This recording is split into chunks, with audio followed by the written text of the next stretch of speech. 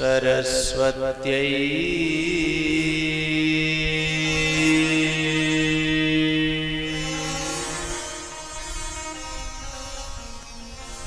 नमः।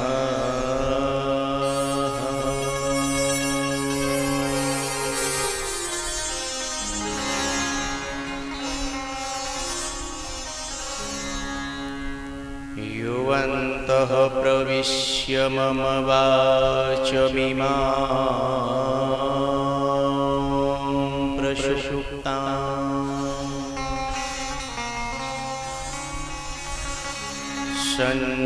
सञ्जीवयत्य किल शक्तिधरः स्वधाम्ना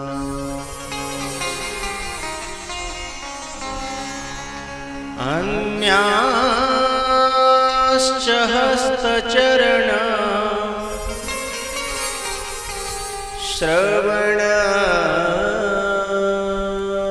श्रवणत्वगादि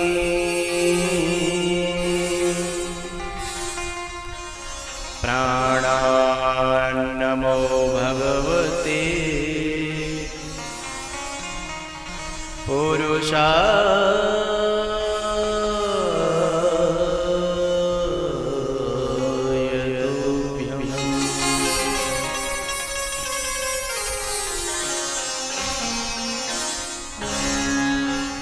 देवदनुज नर नाग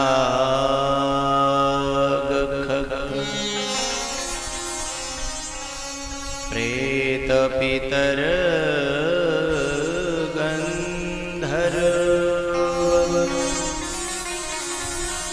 वंदं किन्नर रजनिचर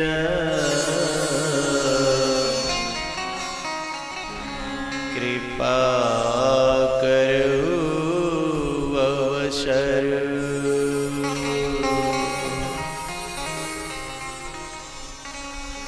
महावीर शरीर में तेज भरो मन संयमी बुद्धि निकाम यथा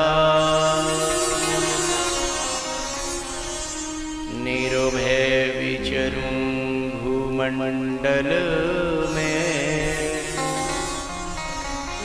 सबही मेरे कीजिए ऐसी कृपा।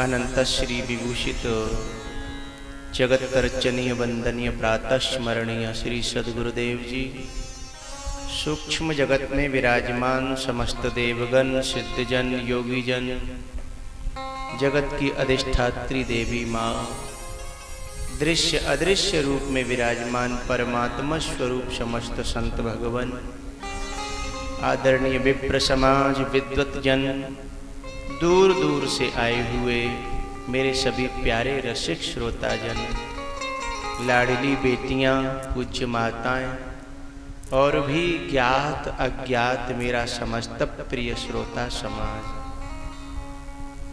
आप सबको भगवत भाव से मैं बार बार प्रणाम करता हूँ।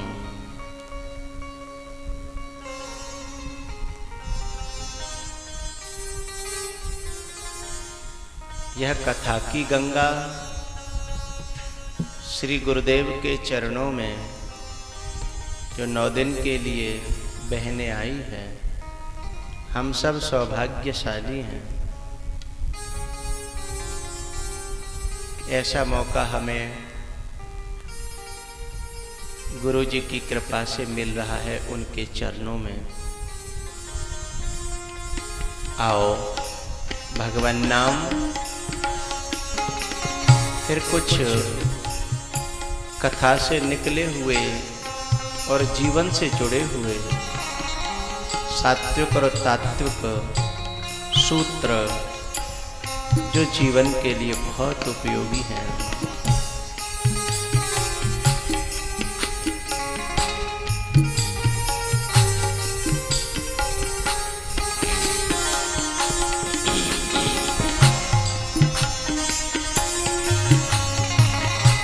श्री राम जय राम, जय जय राम। श्री राम जय राम, जय जय राम। श्री राम जय राम, जय जय राम। श्री राम जय राम, जय जय राम।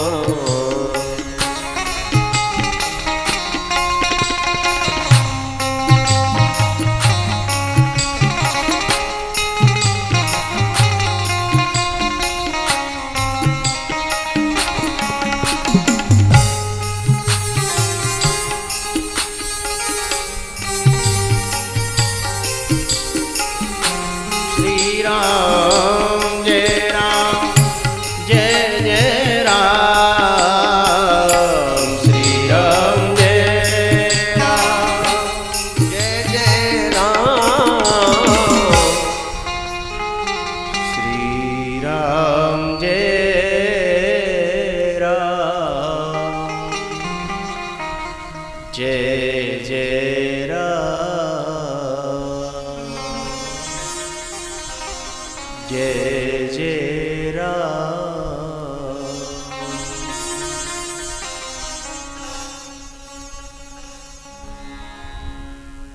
कल कहाँ पहुँच गए थे हम? देखो हम तो भुलक खड़े, आप लोगों को तो याद होगा ही। है कोई? कल कहाँ पहुँच गए थे? सुखदेव नगर, बिदुर जी। अच्छा, बिदुर जी के पास।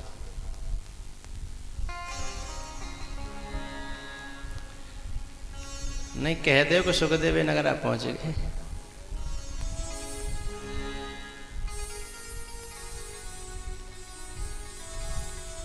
प्राइमरी की कक्षा में और एक परीक्षा लेने वाले जो एग्जामिनर होते हैं ना, वो आ गए।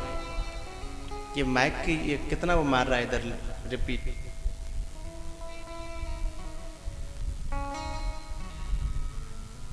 तो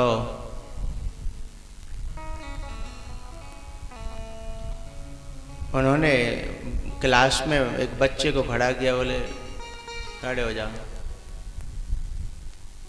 पहले मास्टर से पूछा कि हम कोई प्रश्न कर लें बच्चों से, बोले हाँ। एक बच्चे को खड़ा कर दिया, इनकी तुरई के मुंह बदल दो, उधर एक बच्चा भेज गया।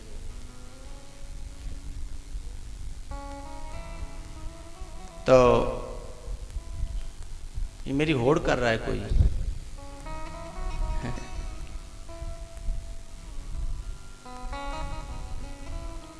बच्चे को खड़ा कर दिया,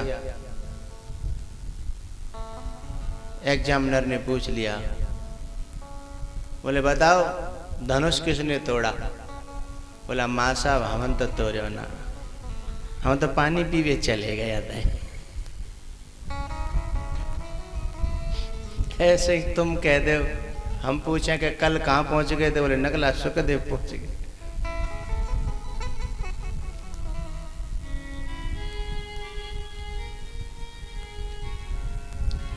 विदुर जी के प्रसंग पर कल हम थे।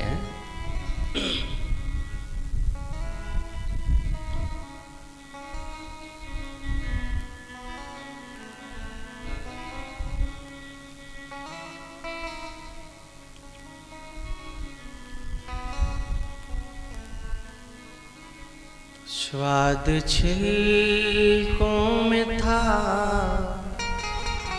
तेरे गूदे में नाम,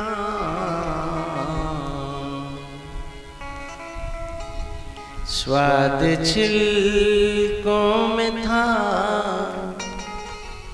तेरे गूदे में नाम, मैं तो बेदुरानी के छिलके तक खा गया, मैं तो बेदुरानी के छिलके तक खा गया।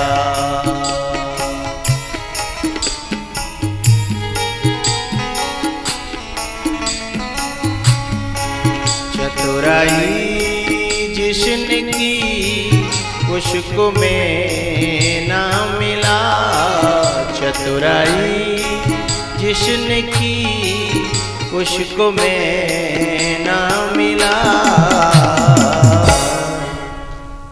भीलनी का मुझे भोलापन भा गया, भीलनी का मुझे भोलापन भा गया।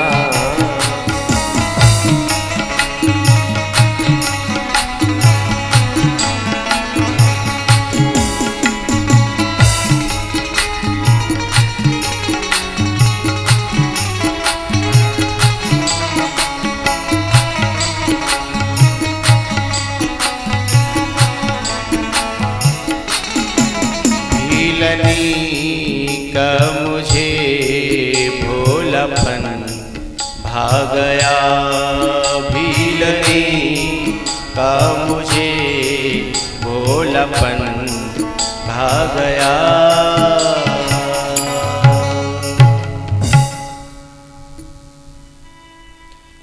सदा ऊंचे कंगूरों से मोहब्बत दूर रहती है, सदा ऊंचे कंगूरों से मोहब्बत दूर रहती है,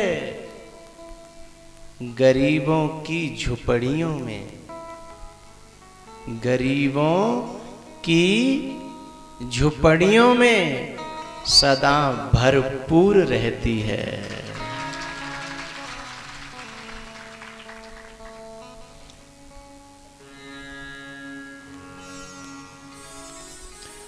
फकीरों की दुआओं से बुरी किस्मत संभलती है, फकीरों की दुआओं से बुरी किस्मत संभलती है। जिंदगी गर बिखर जाए तो मुश्किल से संवरती है, जिंदगी गर बिखर जाए तो मुश्किल से संवरती है। अगर रहमत से मिल जाए तो फिर बर्बाद मत करना, अगर रहमत से, रहमत मानी कृपा, महापुरुषों का प्रेम, महापुरुषों की दुआएं उनकी कृपा से मिल जाएं, क्योंकि अपने तो ऐसे कर्म हैं नहीं कि हम कर्म के बलबूते पर उनकी रहमत, उनकी कृपा पालें। अगर रहमत से मिल जाए तो फिर बर्बाद मत करना, जहां में प्यार की दौलत बड़ी मुश्किल से मिलती है।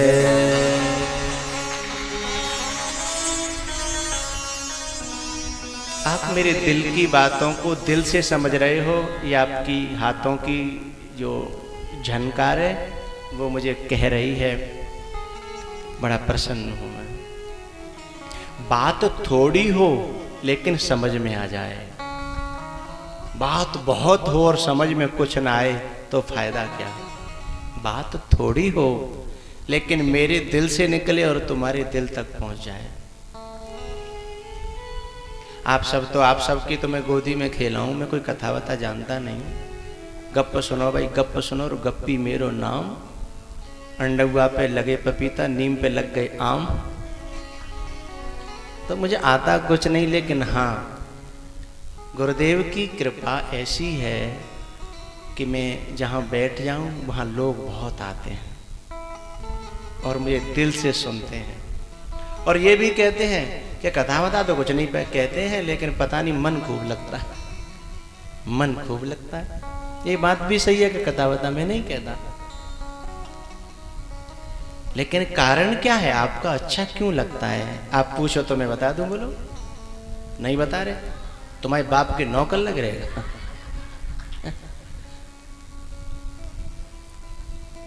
बता दे। अच्छा,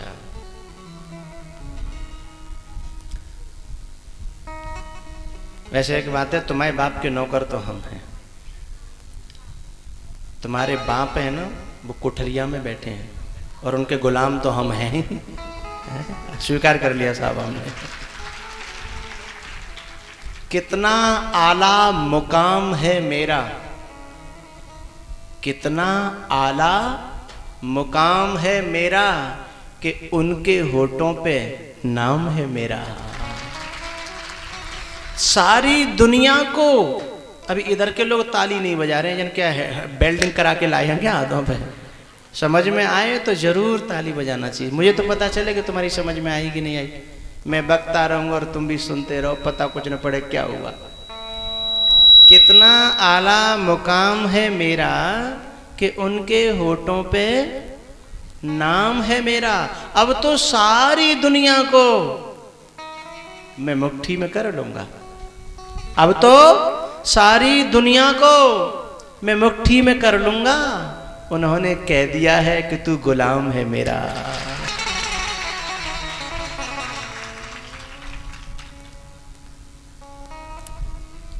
उन्होंने कह दिया है कि तू गुलाम है मेरा। तो बात बता रहा था कि मैं आपको अच्छा क्यों लगता है, आपके बात दिल तक पहुंच जाती है। उसका कारण है, बात होठों से निकलेगी तो कान तक पहुंचेगी। बात होठों से निकलेगी तो कान तक पहुंचेगी और बात दिल से निकलेगी तो, अरे बोलो बोलो, दिल तक पहुंचेगी। अब मैं ताली बजा रहा हूं आपके लिए। आधी बात आपने कह दी ना, हैं? ये दिल की जुबान है जो हम बोलते हैं। मेरी यही कथा है। ये दिल की जुबान है जो हम बोलते हैं और मोहब्बत का कानों में, मोहब्बत का कानों में रस घोलते हैं।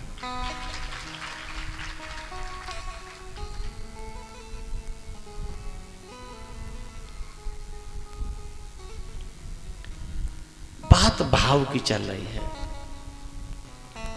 मेरा तुम में भाव है, तुम्हारा मुझ में भाव है, और ये भाव मिलकर के फिर परमात्मा में लग जाए, हैं? तो हम सब एक दिशा में चलें।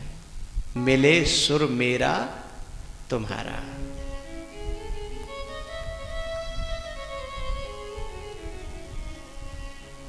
भैयाओ,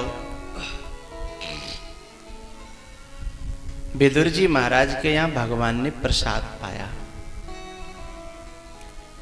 और बड़े गदगद हुए। उसके बाद भगवान ने कहा कि अब मुझे पांडवों के पास जाना है।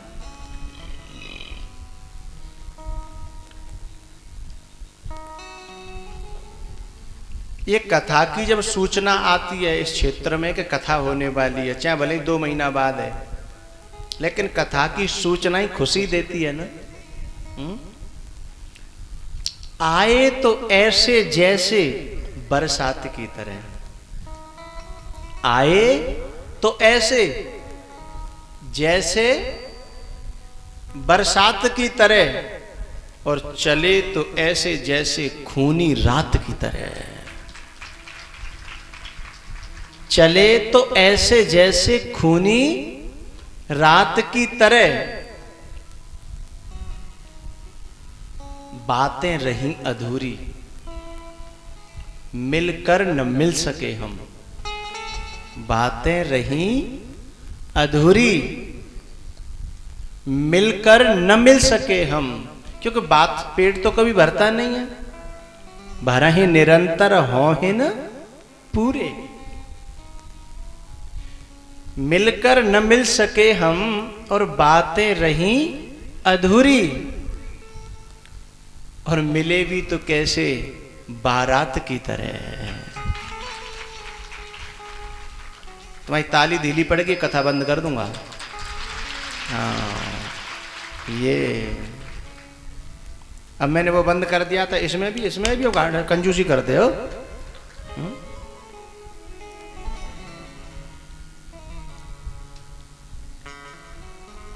भैया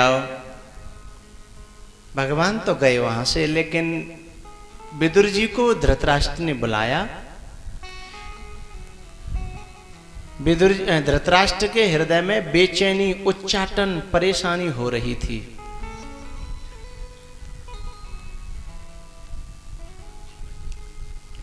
हमारे घर में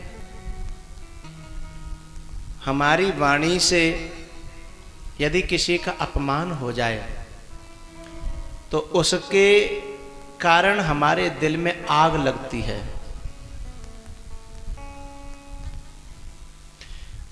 कौरव वंश में भगवान श्री कृष्ण आए और उनका अपमान हो गया तो पूरे वंश में आग लग गई।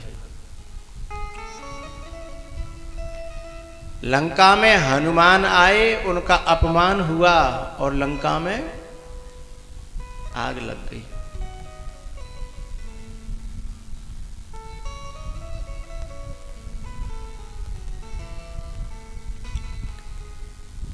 धृतराष्ट्र ने पूछा कि हे विदुर जी, मुझे कोई ऐसा उपाय बताओ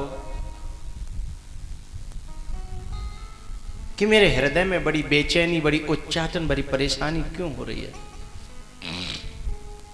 बोले जहां किसी महात्मा का या किसी परमात्मा का यदि अपमान हो जाए और हमसे कोई अपराध बन जाए तो आग तो लगने ही लगनी है।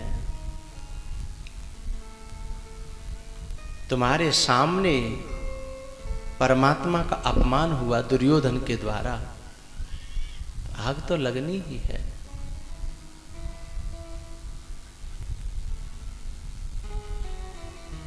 विदुर अब क्या करें ये तो बताओ।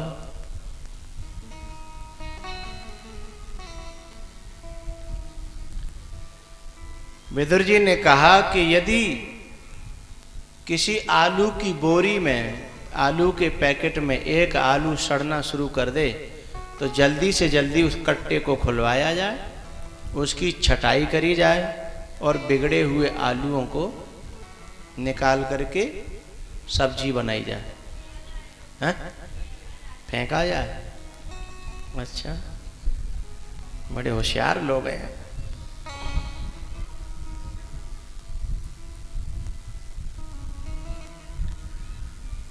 उस आलू को फेंक दिया जाए तो बाकी के आलू बचाए जा सकते हैं, नहीं तो वो एक के लालच में पूरी पैकेट की पैकेट चली जाएगी। संकेत था विदुर जी का कि तुम्हारे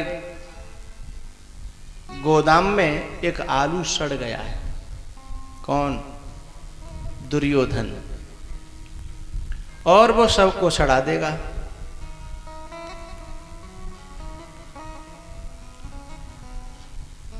आलू सड़ता कब है? उसमें कोई कट लग जाए, कट।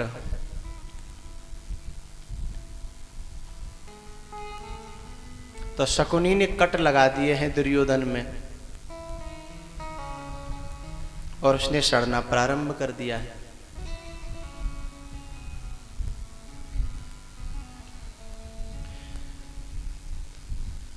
विदुर जी समझा रहे थे धृतराष्ट्र को, शकुनी सुन गया, एक और कट लगा दिया जाके कि तेरे ही टुकड़ों पर पलने वाले लोग, तेरे ही महलों में तेरी ही बुराई।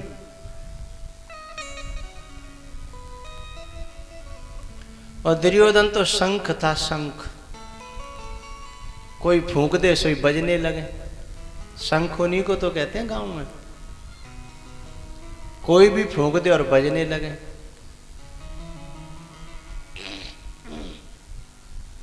शकुनी ने फूंक दिया, आकर के काका जी को उल्टा सीधा कह दिया।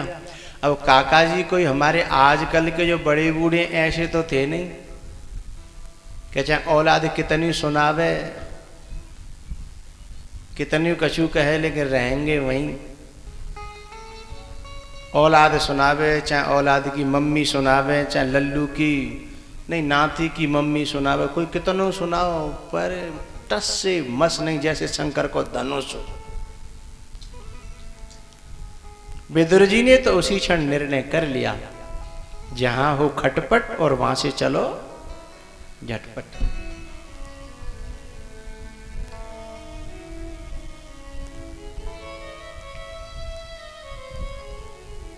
विदुर जी ने मंत्री पद से इस्तीफा दिया, वो निकल गए।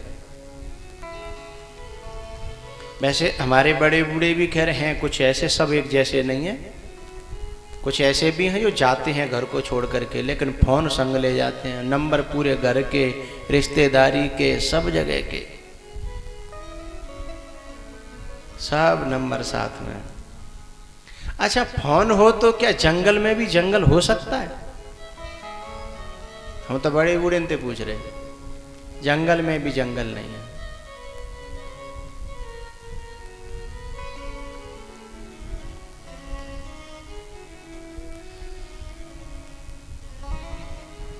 भैया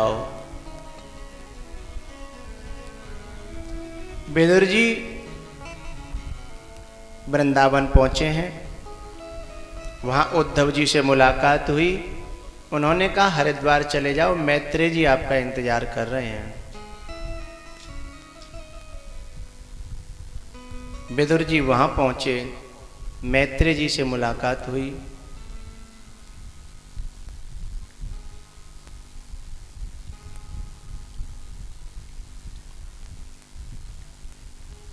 चरणों में गिर करके मैत्रेय जी के विदुर जी ने प्रार्थना करी, भगवान पहले तो यह बताओ कि मुझे उद्धव जी ने आपके पास क्यों भेजा है। तब मैत्रेय जी ने बताया कि हे विदुर, तुम बहुत सौभाग्यशाली हो।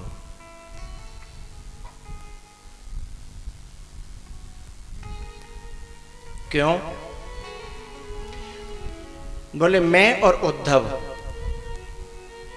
भगवान श्री कृष्ण जब इस धराधाम को छोड़ रहे थे, उस अंतिम समय पर मैं और उद्धव, मैत्रेय और उद्धव भगवान के पास में थे। और हे विदुर जी, जिस परमात्मा को सारी दुनिया याद करती है, जन्म जन्म मुने जतन कराएंगे, उस परमात्मा ने अंतिम समय पर पता है क्या कहा? हे मैत्रेय, मेरा एक बहुत प्यारा भक्त मुझे याद आ रहा है अंतिम समय पर। जानते हो विदुर कौन? पता नहीं। बोले भगवान ने कहा था कि मुझे मेरा बहुत प्यारा भक्त याद आ रहा है, उसका नाम है विदुर। विदुर। हे विदुर जी, हमारी तो आंखें फटी की फटी रह गईं। भक्त भगवान को याद करे ये तो देखा था, लेकिन भगवान भक्त को याद करे ये पहली बार देखा था, और वह भी अंतिम समय पर। पता है क्या कहा आपके लिए?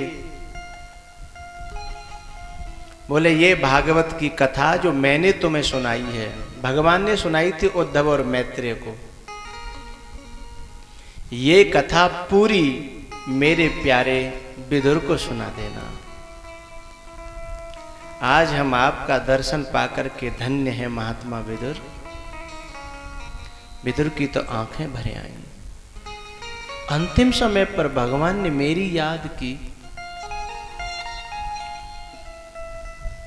लेकिन विदुर जी के मन में बड़े ख्याल आए कि भगवान मुझे इतना प्यार करते थे तो मुझे ऐसे खानदान में जन्म क्यों दिया?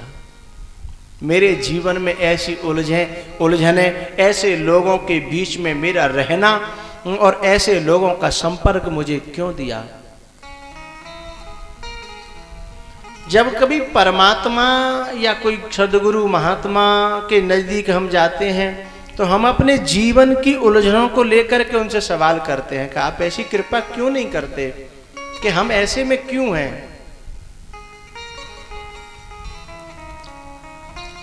भैया हमारा जो जीवन है वो तो हमारे कर्मों का परिणाम है, उसमें भगवान हस्तक्षेप करना नहीं चाहता। लेकिन भगवान जब प्यार करता है तो उन्हें कथा प्रदान करता है, उन्हें अपनी लीलाओं का श्रवण प्रदान करता है, और कथा का श्रवण ही उन परिजनों से अपने आप हमको अलग करने का एक बहुत बड़ा साधन है।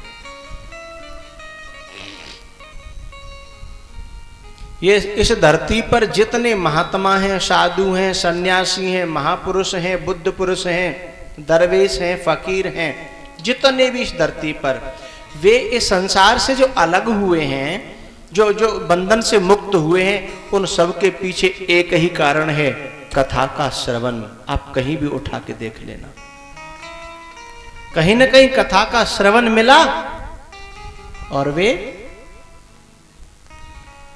संसार से मुक्त हो गए, संबंधों से मुक्त हो गए, विकारों से मुक्त हो गए।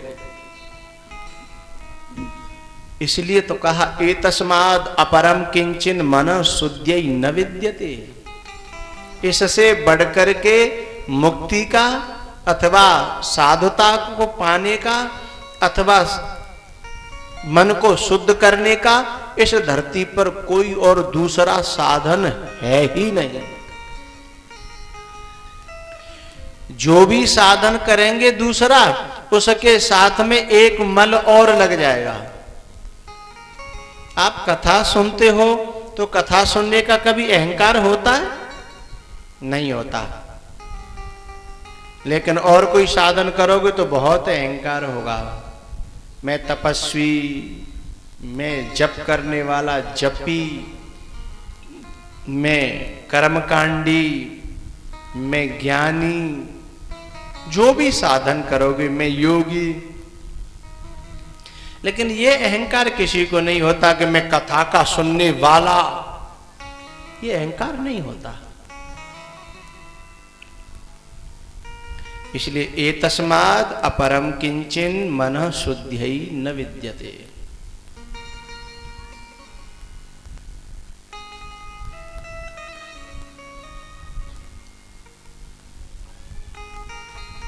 हे विदुर जी,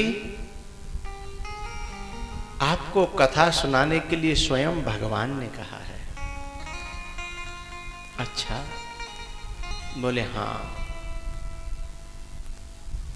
बोले ये पहले, मैं कथा तो बाद में सुनूंगा, पहले मेरी एक बात और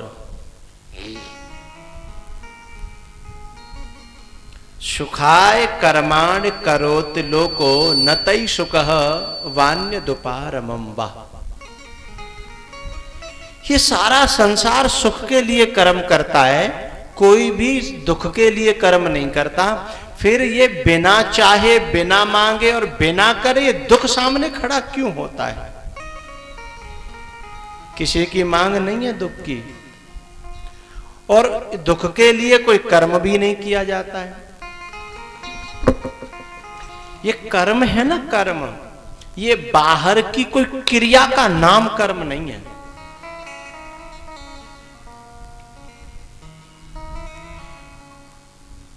thought with feeling is equal to result, इसका नाम कर्म है।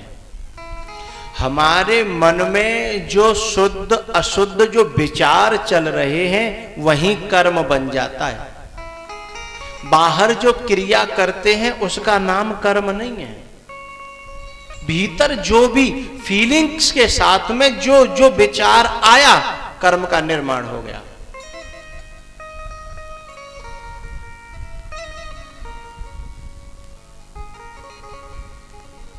फीलिंग्स के साथ में, एहसास के साथ में, भाव के साथ में जो विचार पैदा हुआ, कर्म का निर्माण हो गया।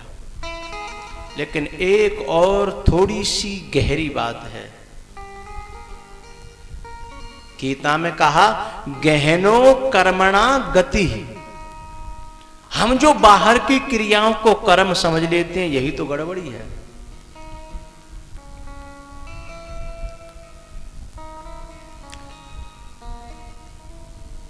बाहर की क्रिया कर्म नहीं है, और न उस क्रिया से कोई कर्म का परिणाम बनता है। एक बहुत बड़ी भूल साधक करता है। वो क्या? यहां बेदर जी का जो प्रश्न है ना कि सुखाय कर्माण करोत लोको नतई सुख, फिर भी उसे सुख नहीं है, उल्टा दुख प्राप्त हो रहा है। मैं आपको थोड़ा सा इस विषय को चाहो तो खोलूं, हैं?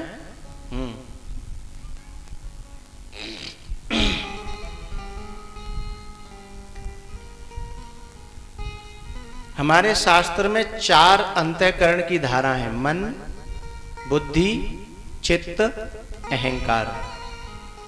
ठीक है? चित्त जो है वो संस्कारों के समूह का नाम है। चित्त, इसे अंग्रेजी में सबकॉन्शियस माइंड कहते हैं, अथवा अवचेतन मन कहते हैं, अथवा हमारे हिंदी के जो ग्रंथ हैं वेदांत के, उनमें ऐसा कहा जाता है कि एक हमारे शरीर में हिता नाम की नाड़ी रहती है, जिसमें जन्म जन्मों के संस्कार संग्रहित रहते हैं।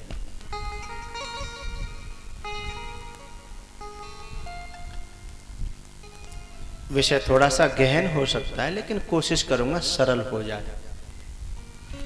ये बात समझ में आ गई तो जीवन बिल्कुल बदल जाएगा। फिर ये प्रश्न खत्म हो जाएगा कि हम चाहते तो सुख है, दुख क्यों आता है।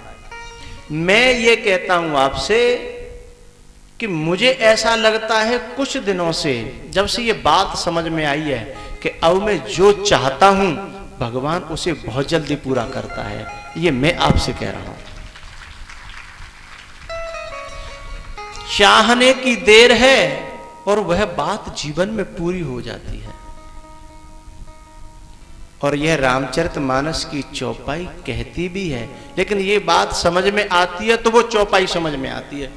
ये बात समझ में नहीं आती तो चौपाई समझ में नहीं आएगी।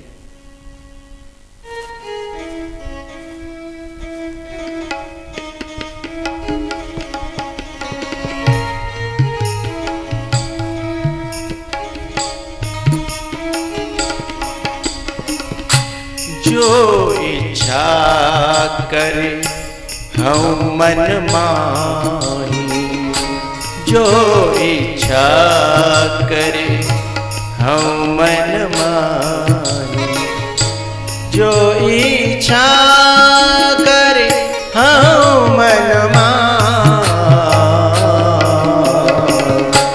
हरि प्रसाद कछु दुर्लभ नाहि हरि प्रसाद कछु दुर्लभ नाहि।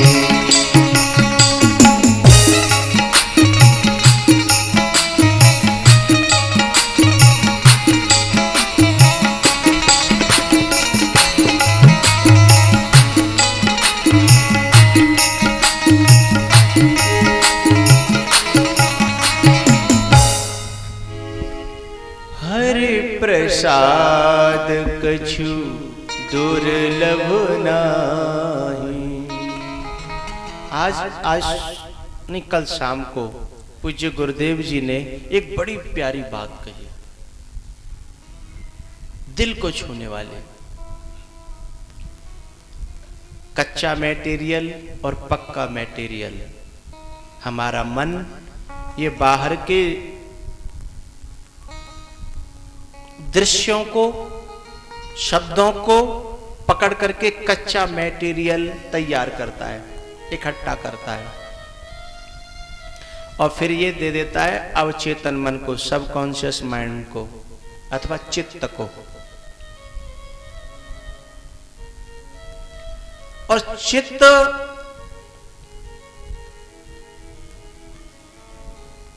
हर समय सूक्ष्म जगत से तादात्म्य रहता है अथवा परमात्मा से तादात्म्य रहता है, और उसमें जो संस्कार गए वह उसी का, ये समझिए, वही कर्म बन करके फल को, परिणाम को प्राप्त होते हैं। अब हम कैसा मटेरियल वहां भेज रहे हैं, उसी के अनुसार हमें कर्मों के परिणाम प्राप्त होंगे। बाह्य क्रिया से ज्यादा लेना देना नहीं है। लेकिन यहां सावधानी और असावधानी क्या है, जरा समझेंगे। गहनो कर्मणा गति, ये कर्म की गति बड़ी गहन है, ये भगवान ने स्वयं अर्जुन से कहा। अब गहनता कहां है वो जरा समझेंगे।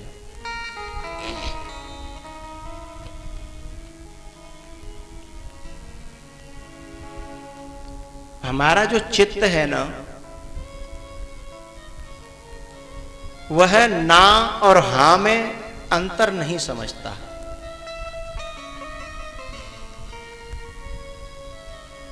शब्द, विचार और feelings, word plus thought plus feelings is equal to reject.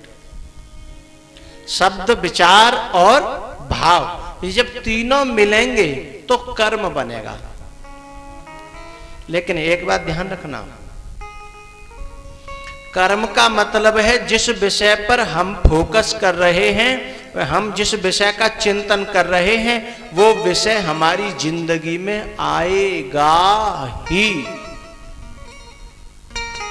और हमारा मन जिस दशा में, जिस समय पर होता है, वह शब्दों का और विचारों का वही भाव बना करके तैयार कर देगा।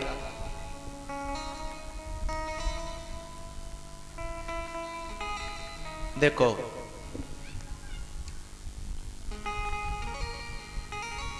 हमें एक खरगोश दिखा, खरगोश। क्या दिखा? खरगोश। खरा कहते हैं अपने, खरा। जैसे ही वो दिखा और हमने आवाज लगाई खरा,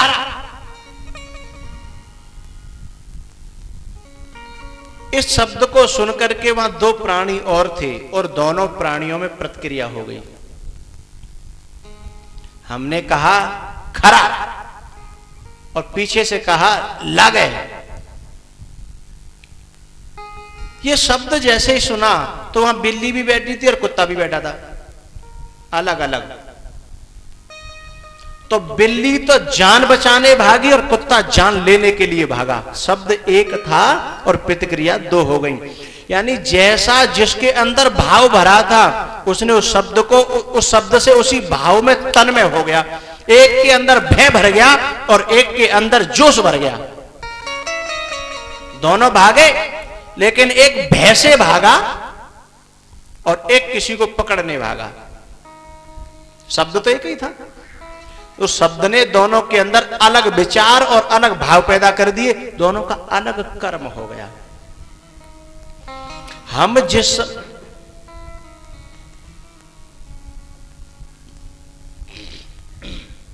ये लापरवाही करते हो बेटा, ये किसी के ऊपर गिर जाते तो बांध दिया करो। कितनी गलती करी है।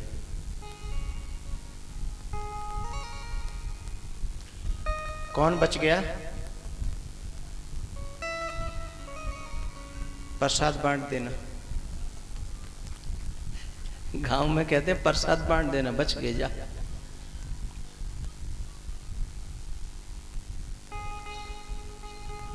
उस खंबे से बांध दिया करो, ठीक है।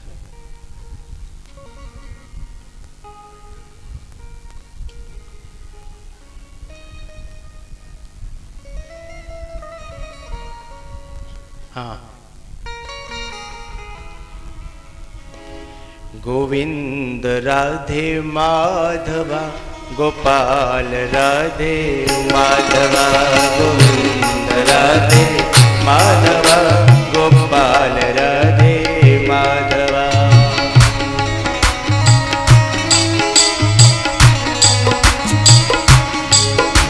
गोविंद राधे माधवा गोपाल राधे माधवा, गोविंद राधे माधवा गोपाल राधे माधवा। मेरो माधवा मेरो माधवा मेरो माधवा मेरो माधवा, माधवा मेरो माधवा मेरो माधवा मेरो माधवा। गोविंद राधे माधवा गोपाल राधे माधवा, गोविंद राधे माधवा गोपाल राधे माधवा।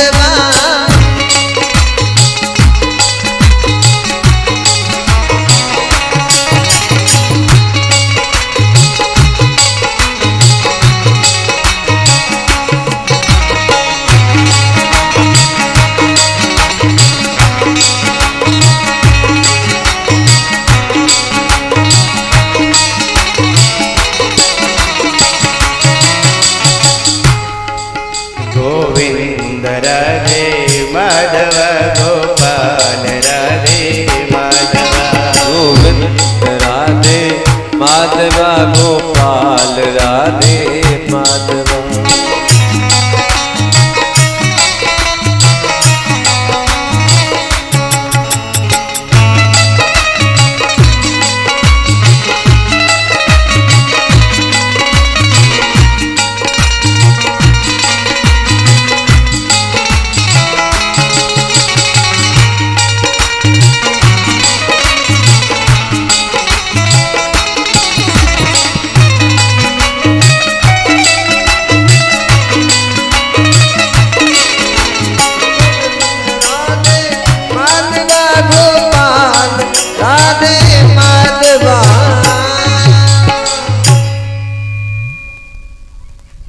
सुखाय कर्माणि करोति लोको नतै सुखः वान्य दुपारमं वा।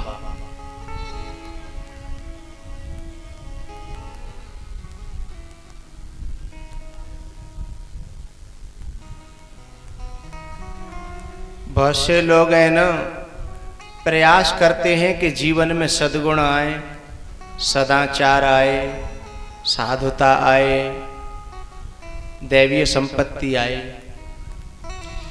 लेकिन यदि हम दिन और रात चिंतन अवगुणों का करते हैं, दुराचारों का करते हैं, तो सद्गुण और सदाचार जीवन में आएंगे नहीं। और हमारी मन में प्रवृत्ति यदि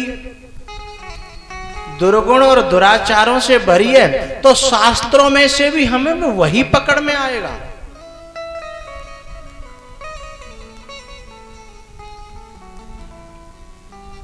और जीवन में गड़बड़ हो जाएगी। फिर हमारा ये प्रश्न रहेगा परमात्मा से कि हम जो चाहते हैं वह नहीं होता है, और जो हम नहीं चाहते हैं हमारे जीवन में अक्सर करके वही होता है। ये बात एक दृष्टांत से सरल हो जाएगी। ये माँ साहब की शादी भई होगी, उसमें घड़ी और एक रेडियो और एक साइकिल मिलती होगी शायद शादी में, हैं? रेडियो मिलो कि नहीं मिलो? एक HMT घड़ी मिलती थी और फिर इसे बताया जाता था तो एक साइकिल मिली है और एक रेडियो और एक HMT घड़ी। हमारे बड़े बूढ़े बहुत बैठे हैं ऐसे साइकिल मिली होंगी, बहुत से तो ऐसे होंगे साइकिल ही नहीं मिली होगी, ना मिली तो हम जैसे ही रह गए दोनों।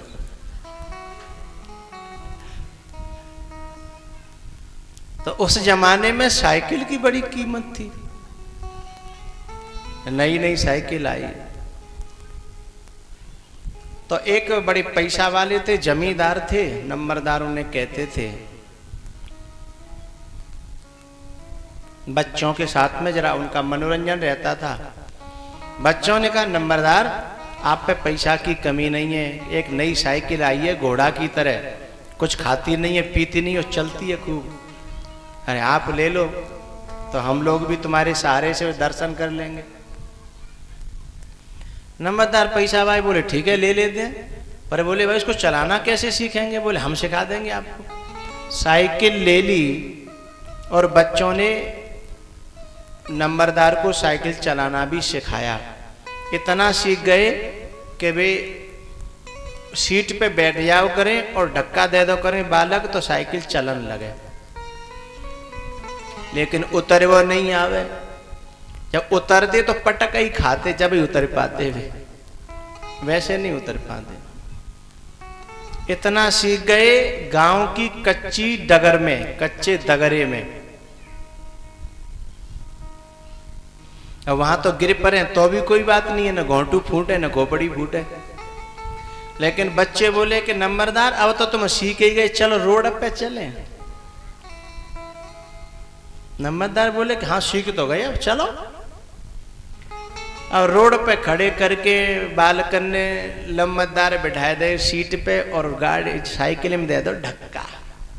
अब साइकिल चलवे लगी, और साइकिल चलवे तो लगी और नंबरदार सोच रहे कि पहुंचेंगे कहाँ भाई, अब यहाँ तो उतरे हुए कोई सिस्टम नहीं है कहूँ, और यहाँ गिरे तो यहाँ हॉस्पिटल पास में नहीं है, क्योंकि यहाँ दगरो तो है नहीं, रेत हो सो गिरे तो कुछ हो ना।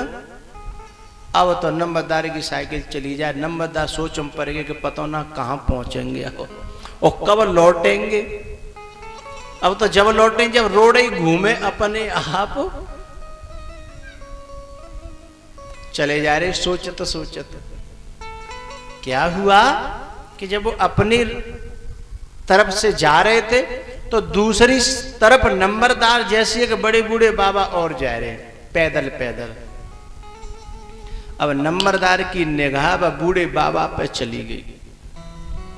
अब जब ये साइकिल जिन्होंने सीखी है वो इस अनुभव से गुजरे होंगे कि उस समय जब साइकिल सीखते हैं, जब निगाह जिधर चली जाए साइकिल भी बोलो बोलो ठीक है। आप सब मिलते हो मेरे अनुभव में, सब सहमत हो ना?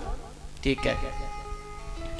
अब साइकिल व बूढ़े बाबा की तरफ हैंडल अपने आप हो गया। अब नंबरदार बड़े परेशान, जी इधर ही जा रही जी, सीधी हो ही नहीं रही और निगाह उधर ही। अब बड़े परेशान, उन्होंने आवाज लगाई कि भाई बाबा हट जाना। सो बाबा ने सोची कि कोई पीछे आ रहा है, वो तो उस साइड में, इधर से क्यों हटना। लेकिन फिर भी वो थोड़े से रोड के किनारे आ गए, लेकिन साइकिल तो उधर ही जा रही है। उसने दोबारा आवाज लगाई कि बाबा हटो। सो बाबा ने देखी कि साइकिल तो बीच रोड क्रॉस करती वही मेरी तरफ आ रही है। सो बाबा तुरंत रोड से नीचे कच्चे में, लेकिन फिर भी साइकिल तो बिल्कुल उधर ही पहुंची, छाती पे जैसे लगी। लेकिन वो बड़े बूढ़े बाबा बड़े मतलब कमजोर नहीं थे, तो उन्होंने जाके छलांग लगा दी गड्ढे में। रोड के किनारे जो नीचे गड्ढा होता है जिसमें से मिट्टी उठाते हैं, उसमें छलांग लगा दी। लेकिन साइकिल न 1 इंच इधर न 1 इंच इधर, सीधे पहले रोड क्रॉस किया, फिर कच्चे में गई, फिर बाबा गड्ढा में गए तो गड्ढा में जाके बाबा की खोपड़ी पे दा। अब नंबरदार तो घबराए रहे कि झुका हुआ हो। अब नंबरदार पहले तो ही बोले, बाबा हम बहुत देर से चिल्ला रहे थे कि बाबा हटे, बाबा हटे, बाबा हट, तुम हटे ही नहीं।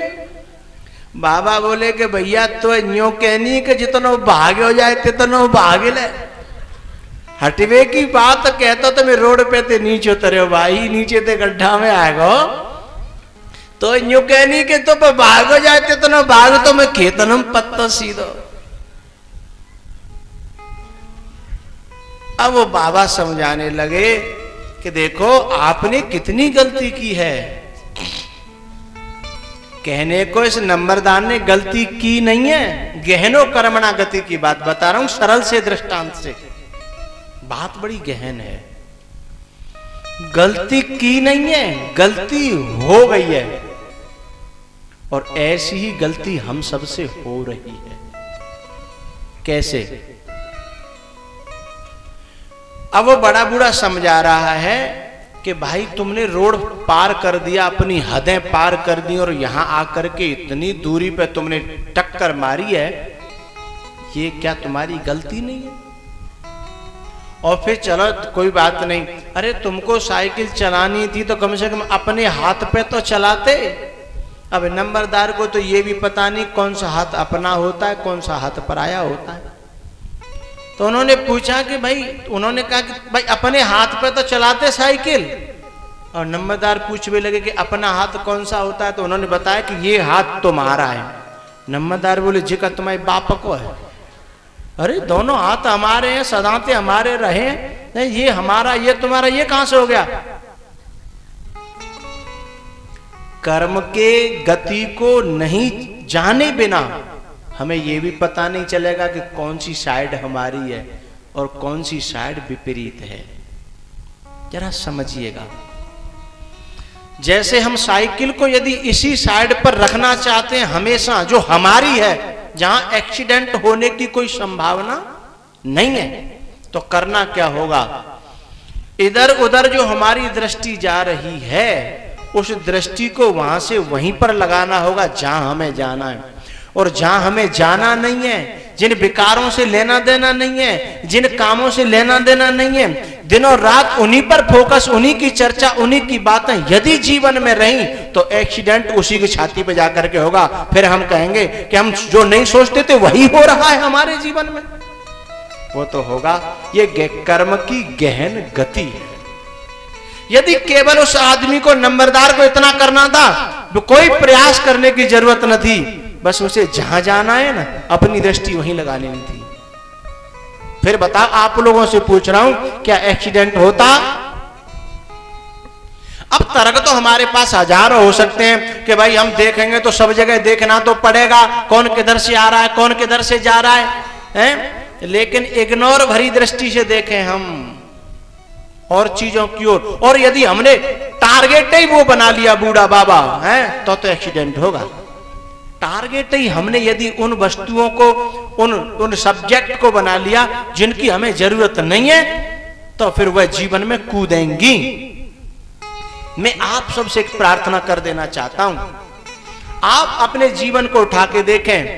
हम बचपन से लेके अब तक की जो हम यात्रा करके आए हैं, जिस जगह पर हम हैं उसके बारे में हमने कभी न कभी, चाहे सकारात्मक रूप से चाहे नकारात्मक रूप से, हमने कभी न कभी सोचा जरूर है। एक बात बड़े काम की कह दूं मैं, मेरे सिर के बाल उड़ गए हैं। मैंने एक वैद्य से पूछा कि ऐसे कौन से तत्व की कमी है जो मेरे सिर के बाल उड़ गए। वैद्य ने अपना बताया कि ये विटामिन की कमी है, ये प्रोटीन्स की कमी है। मैंने कहा जितना मेरे खाने के लिए इस दुनिया में है, मैंने कहा वैद्य तुम्हारा बाप नहीं खा सकता। विटामिन की कमी कहां से आ गई? मेरे आसपास में जितना प्रोटीन्स और विटामिन हैं, तुम्हारा बाप नहीं खा सकता। कहां से आ गई विटामिन की कमी? वैद्य चुप रह गया। लेकिन वहां पर एक मनोवैज्ञानिक भी था और मुझे उसकी बात बहुत जमी, बहुत ज्यादा अच्छी लगी। उसने क्या कहा पता है? उसने कहा, गुरुदेव आपके जो बाल उड़े हैं वो विटामिन की कमी से नहीं है, न प्रोटीन्स की कमी से हैं। तो उसने कहा कि आपने कभी जरूर सोचा होगा कि बाल उड़ गए तो खोपड़ी कैसी लगेगी। मैंने कहा अपने बाल उड़ने के बारे में तो मैंने कभी नहीं सोची। बोले ये जरूरी नहीं है कि आपने अपने बारे में सोचा हो, दूसरों के बालों को उड़ते हुए देखा और वो फीलिंग्स जब तुम्हारे अंदर गई वह तुम्हारे जीवन में साकार रूप धारण करके आ गई। और ये सिद्धांत पक्का है, गहनो कर्मणा गति। आज पूरा विश्व इस बात को मान रहा है, अमेरिका, इंग्लैंड, लंदन, अफ्रीका, सारे देश इस बात को मान रहे हैं कि जिस पर हम फोकस करेंगे। और हमारा भारतीय सिद्धांत तो मानता ही है, वेदांत का सिद्धांत मानता है, भक्ति का सिद्धांत मानता है। अरे हमारा वेदांत का सिद्धांत यही कहता है कि हम यदि सच्ची कल्पना नहीं कर सकते हम ब्रह्म हैं, तो पहले झूठे झूठे को तो करें, सो हम हैं, सो हम झूठे को तो करें। लेकिन एक दिन जब यह फीलिंग्स जब आने लगेंगी तो सिद्धांत सच्चा हो जाएगा। तो पहले हम बहुत सारी कल्पनाएं झूठी करते हैं, चाहे सकारात्मक रूप से करें चाहे नकारात्मक रूप से करें। लेकिन जब कल्पना कर रहे हैं तो फीलिंग्स आएंगी और जीवन में बात घटित हो जाएगी। अब कहो तो मैं एक अपने मन की बात रखूं, बोलो बोलो। मैं सम्मान करता हूं गांधी जी का, मोहनदास करमचंद गांधी। उन्होंने भारत को बहुत कुछ दिया और सचमुच महात्मा थे। लेकिन एक बात कहना चाहता हूं,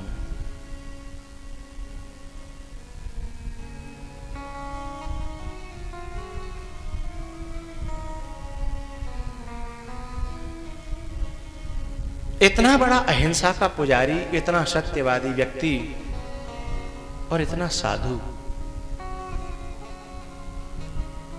लेकिन उसके जीवन में उसे गोली से मारा गया, उस पर लाठी चार्ज हुई, उसकी खोपड़ी पर मलमूत्र की डलिया रख करके उसके ऊपर पानी डाला गया। जब वो किसी का बुरा नहीं चाहता तो उसके जीवन में ये बुरा कैसे होने लगा, जरा समझिएगा। उन्हीं की आंखों के सामने जलियांवाले बाग में कितनी लाशें बिछाई गई, उन्हीं के सामने कितने दंगे किए गए, जबकि पूरा भारत उस समय उनकी बात मानने को तैयार है।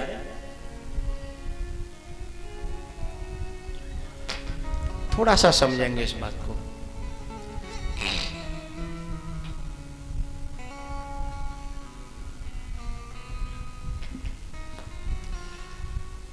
मैं आपसे एक बात कह रहा हूं, अपनी मां को याद करें। तो मां का चित्र आ रहा है, मां के भाव आ रहे हैं, मां का प्यार आ रहा है, तो ये बात हमने सकारात्मक रूप से याद की है, चिंतन की है। लेकिन मैं आपसे कह रहा हूं कि आप अपने पड़ोसी को याद न करें जिसने तुम्हें गाली दी थी, उसे याद न करें, नहीं तो वो तुम्हारे जीवन में आ जाएगा, तुम्हें कर्म बना देगा तुम्हारा, और वो कर्म का परिणाम भुगतना पड़ेगा। समझ रहे हैं ना सब लोग? मैं एक को याद करने की बात कर रहा हूं और एक को याद न करने की बात कर रहा हूं, लेकिन तुम दोनों मेरा कहना मान नहीं सकते उस बात को किसी भी कीमत पर, क्योंकि मेरा कहने का तरीका ही इतना विचित्र है कि मैं तुम्हें मना करते हुए भी याद दिलाने की कोशिश कर रहा हूं। जाने अनजाने में ये भूल हम सबसे बहुत ज्यादा होती है।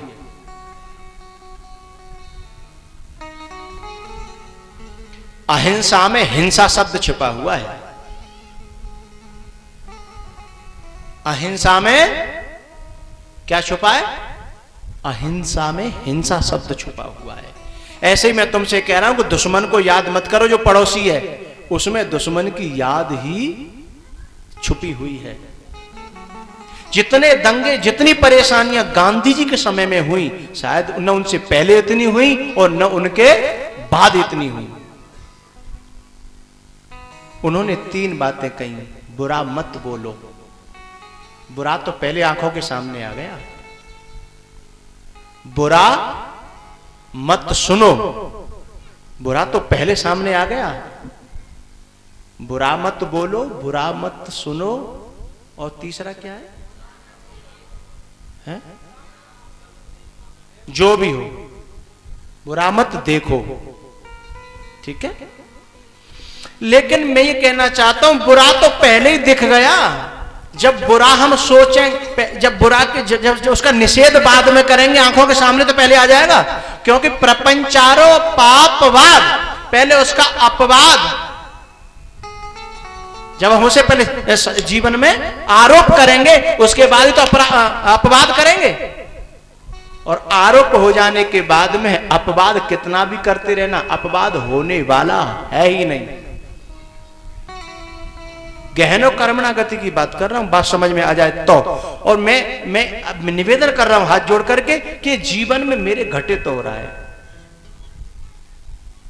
अब मुझे शिकायत नहीं है परमात्मा से, न सदगुरु से, न ग्रंथों से, न सिद्धांत से, बिल्कुल शिकायत। मैं सबसे सहमत हूं और मैं जो सोचता हूं वो परमात्मा मेरी इच्छाओं को पूरी करता है।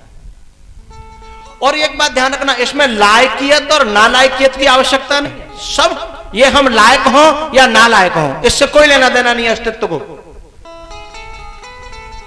हमारे चिंतन का विषय क्या है, हमारा टारगेट क्या है, हमारा फोकस कहां है।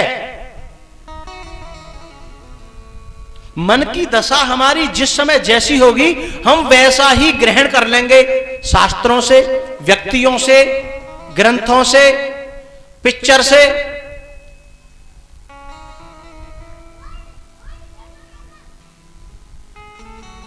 इसलिए कथा एक ऐसा साधन है जो देखना सिखाती है, सोचना सिखाती है, बोलना सिखाती है, और इन तीनों से कर्म का निर्माण और जीवन का निर्माण होता है। और ये जिस पर नहीं आया तो शास्त्र भी हानिकारक हो जाएंगे, लोग भी हानिकारक हो जाएंगे, पिक्चर भी हानिकारक हो जाएगी, सब कुछ हानिकारक हो जाएगा। क्यों? क्योंकि जैसी दृष्टि है ना, हम सारे सिद्धांतों को उसके अनुसार ही बनाने में बड़े माहिर हैं। वैसे ही सिद्धांतों को बनाने में बड़े माहिर हैं हम। इसलिए एक शब्द कहा गया कि जैसी दृष्टि, बोलो बोलो, वैसी सृष्टि। सृष्टि न बुरी है न भली, ग्रंथ न बुरे हैं न भले। ग्रंथों से ज्यादा उलझाने वाला तो इस दुनिया में कोई नहीं है, और ग्रंथों से ज्यादा सुलझाने वाला इस दुनिया में कोई नहीं है। समाज से ज्यादा सुलझाने वाला भी कोई नहीं है, और समाज से ज्यादा उलझाने वाला भी कोई नहीं है। हमारी दृष्टि जैसी बन जाएगी, हम वैसा इस दुनिया को, इस संसार को वैसा बना लेंगे, वैसा ही हमें दिखेगा।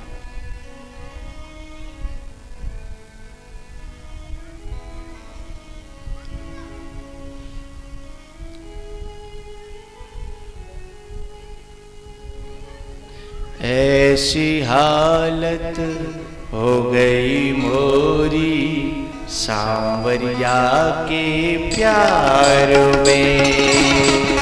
ऐसी हालत हो गई मोरी सांवरिया के प्यार में।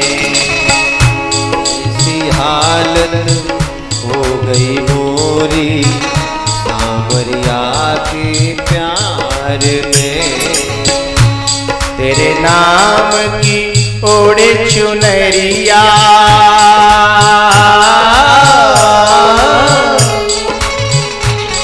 तेरे नाम की ओढ़े चुनरिया,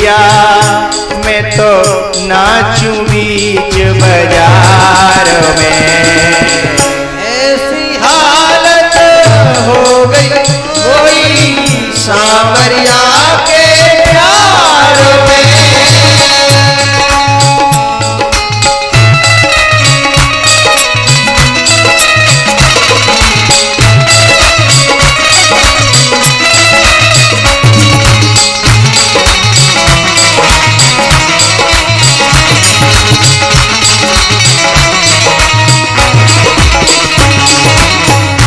ऐसी हालत हो गई मोरी सामरिया के प्यार में।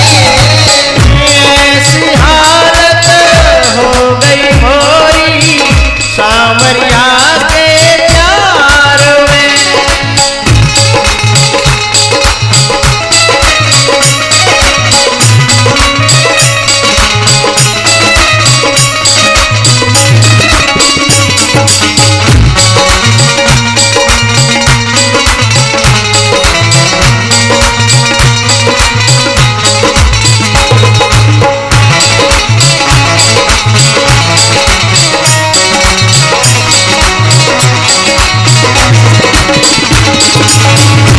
ऐसी हालत हो गई मोरी सामरिया के प्यार में।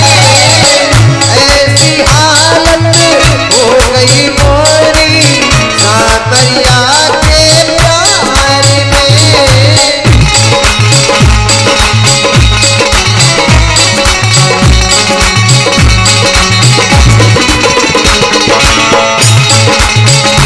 हे हरी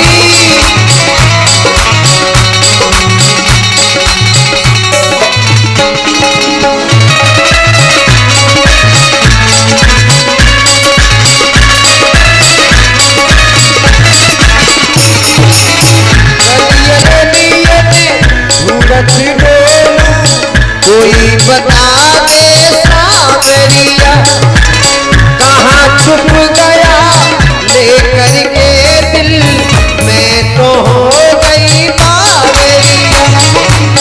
केवल चैन मिले इस दिल को, केवल चैन मिले इस दिल को।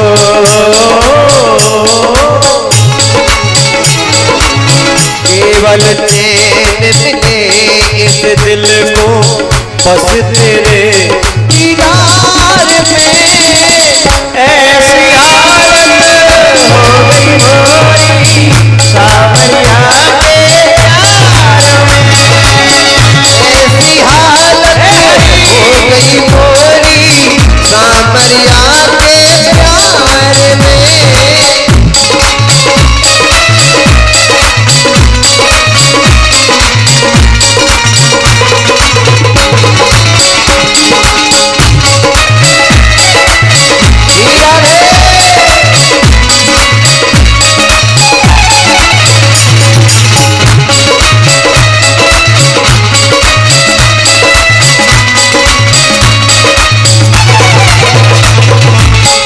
कोई कहता है दीवानी पागल कहता है कोई। कोई कहता है दीवानी पागल कहता है कोई। गाने सुनकर तेरी खुशबू मुझसे मिलवा दे कोई। ताना मारे कहे जमाना,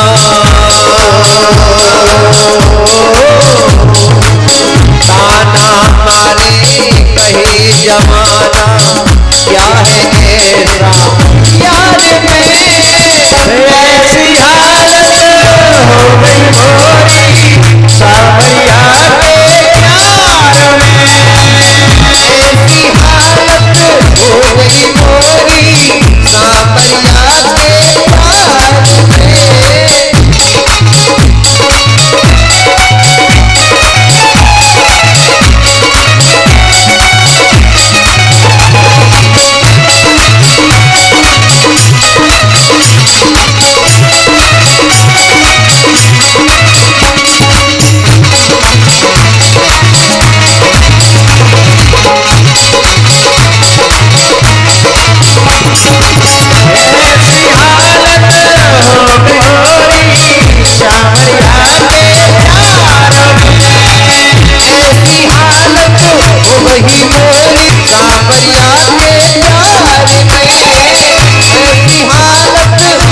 गई मोरी सावरिया के प्यार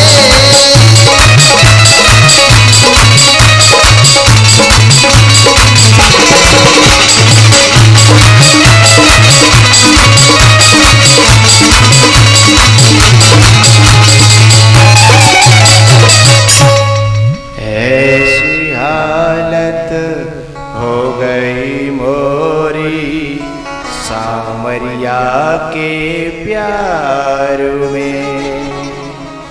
ताना मारे कहे जमाना,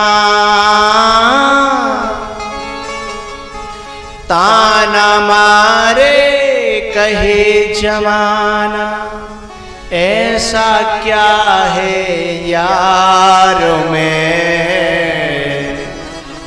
ऐसी हालत हो गई मोरी सांवरिया के प्यार में। ऐसी हालत हो गई मोरी सावरिया के प्यार में। ऐसी हालत हो गई मोरी सांवरिया के प्यार।